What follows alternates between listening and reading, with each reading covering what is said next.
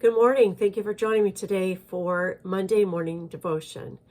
Today I want to take a look at Revelation chapter 21, verses 1 through 6. These scriptures read like this. Then I saw a new heaven and a new earth, for the first heaven and the first earth had passed away, and there was no longer any sea. I saw the holy city, the new Jerusalem, coming down out of heaven from God, prepared as a bride beautifully dressed for her husband.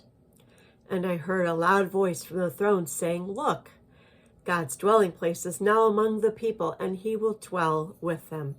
They will be his people, and God himself will be with them and be their God. He will wipe every tear from their eyes.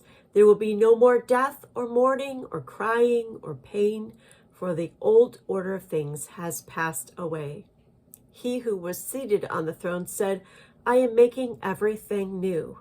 Then he said, "Write this down, for these words are trustworthy and true."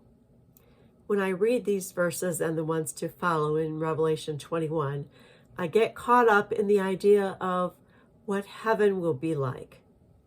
But at the end of verse 1, the phrase that says there was no longer any sea makes us think about what won't be in heaven and what heaven won't be like. To take this phrase, no more sea, literally would be a little bit unrealistic. To take it in a literal sense would mean that in heaven that there would not be any flowing water of any kind, no sea, no ocean, no rivers, no lakes.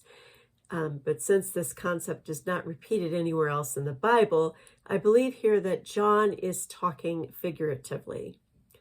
Let's talk about John for a second. He was exiled to the Isle of Patmos for his faith in Jesus Christ. While on this island, God revealed to him prophetically what was to come. His scenery on the Isle of Patmos with a view of the Mediterranean Sea was breathtaking, and one that most of us would be very envious of. But to John, the sea represented the barrier, the separation between going home to be with his friends and family. The constant droning of waves splashing on the seashore was a haunting reminder of his isolation. The sea was also unpredictable and dangerous at times, as storms came and pounded the island relentlessly. These changing circumstances often brought him turmoil. For John, no more sea was as equal to us, northern United States, when we have a blizzard. We may say in heaven, there will not be any snow. For me, sometimes when my car breaks down, one might hear me say, in heaven, there will be no cars. Using earthly natural terms such as the sea or snow or cars is a reference to matters much deeper than the physical picture that they bring to mind. But when John saw the vision of heaven, he saw that nothing he disdained, nothing that brought him fear or pain or anguish will be in heaven. What is your sea?